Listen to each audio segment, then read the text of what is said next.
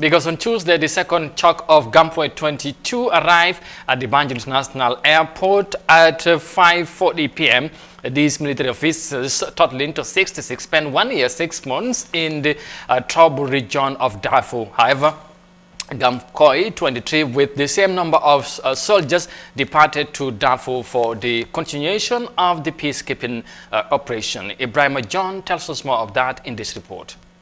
On Tuesday evening, an Ethiopian flight brought home 66 soldiers of the Gambia Armed Forces who spent 1 year, 6 months as peacekeepers in Sudan's Darfur region. The Gamcoy contingent includes 14 female soldiers and the rest totaling to 118 are male officers. Lieutenant Colonel Yoro N.A. Jallo, the contingent commander of Gamcoy 22, thanked his officers for the demonstration of professionalism in the execution of their peacekeeping mandate.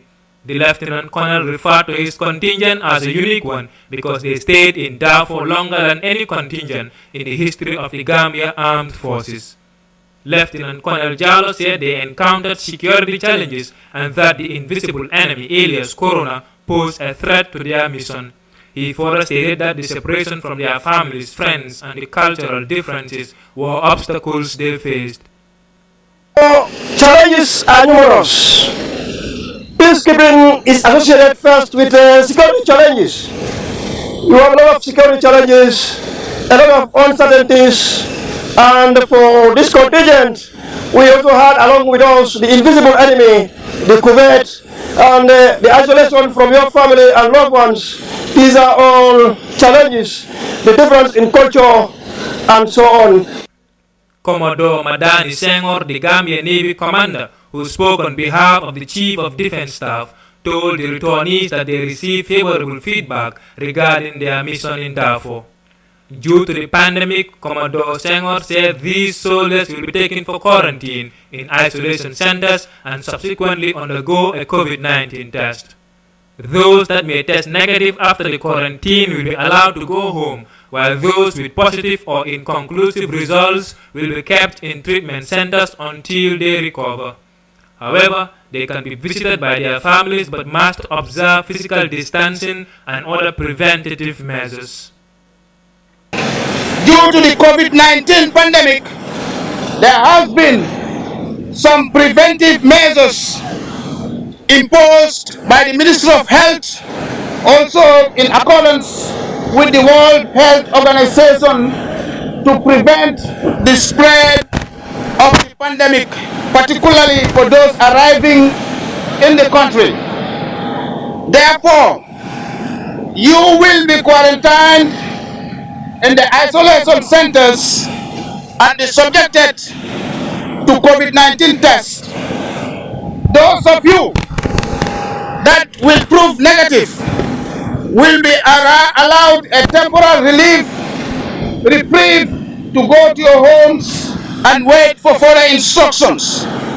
Those of you whose test will be, or may God forbid, inconclusive or positive, will have to undergo the necessary medical measures, the necessary treatment and isolation until you are proven negative.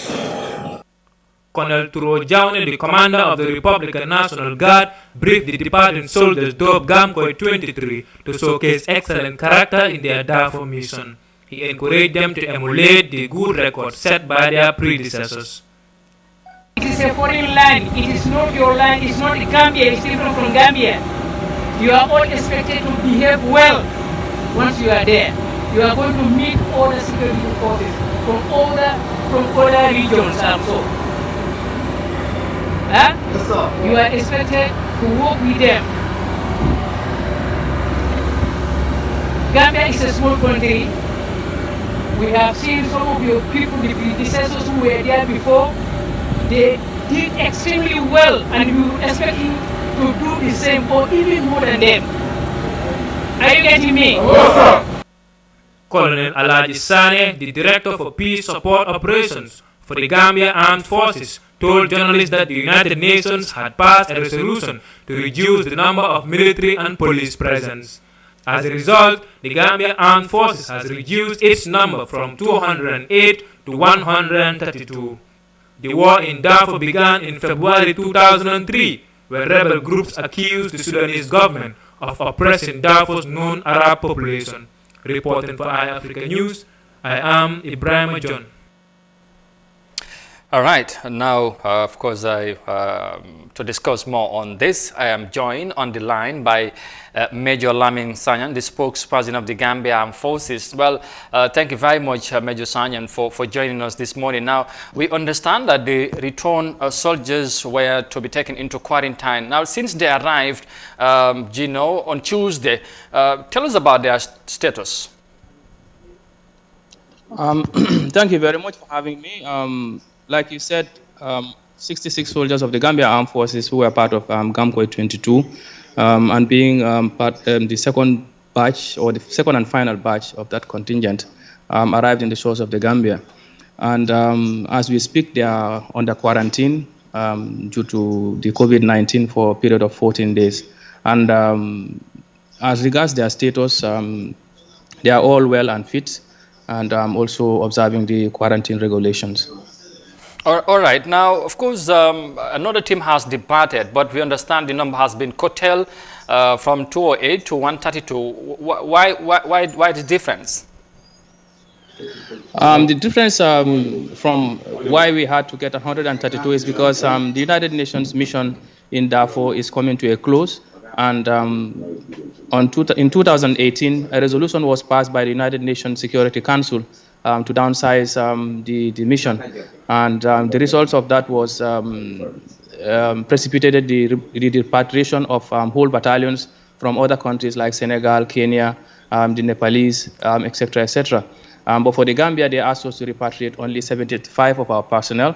The 76th person, was a result of a fatality. The soldier passed away in mission. And that is why our strength has been reduced from 208 to 132. And the other reason why we are still being maintained in the mission area is principally because of our track record in United Nations peacekeeping mission, in that we have never had any adverse report as regards the professionalism and comportment of our soldiers in the mission. And also the security of the mission headquarters itself is vested in the hands of the Gambia Armed Forces, as well as the communications infrastructure of the mission itself is being handled by the members of the Gambia Armed Forces. So you can see the crucial role that we are playing in the mission area, necessitating our stay, despite the fact that other countries have repatriated whole battalions, and the Gambia Armed Forces left there with 132 personnel. Okay, now again, Major Sanyan, talking about the returning team, like you said, they are currently in quarantine. Now, but for how long are they going to stay isolated?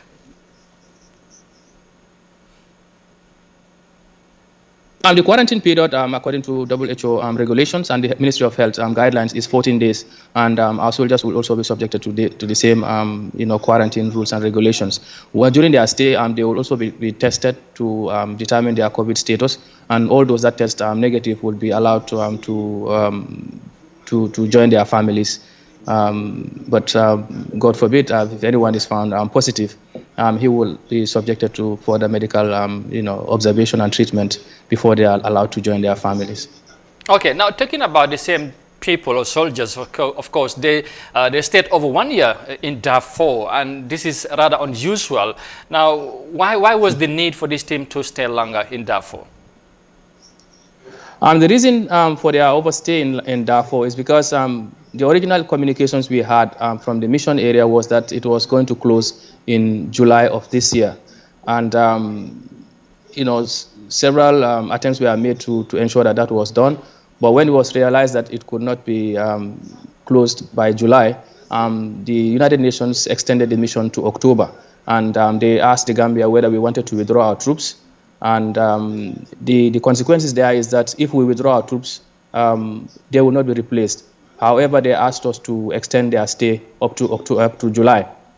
And then down the line, around June again, they wrote back to us that instead of July, the mission will be extended up to October. So, we have been getting series of communications about the closing of the mission first in July, October, and now finally the last message we had from the United Nations is that the mission is going to close in December. And when we got that information, that was when it was decided that we could change or rotate the troops that are there, and then we bring in fresh blood and to hold the ground until the mission closes in December. All right, now, how soon are these officers returning to work? Well, for now, the date they have given us is December, so it depends on the circumstances and the situation on the ground. But tentatively, for now, we're talking about from now against December. But you never know; it may go beyond that. So we're looking at maximum from now against June next year. Just lastly, of course, Major Sanyang, it appears that the Gambia's peacekeeping troops always represent the Gambia or the country well. Now, what will you attribute this to, as I said? Well, the reason why we have been able to uphold a clean record in the United Nations mission area has to do with a lot of factors. First and foremost is the amount of training, the quality of training that we receive before the men are deployed. They are subjected to what is called a pre-deployment training, in which they are taken through some of the subjects that are required for any peacekeeping mission, and also the professionalism and their competence while even at home also helps them to comport themselves while they are out there in the mission area. Sometimes stress and other issues can set in, but the training also subjects them to what is called stress management techniques, and with that they are able to go through the mission.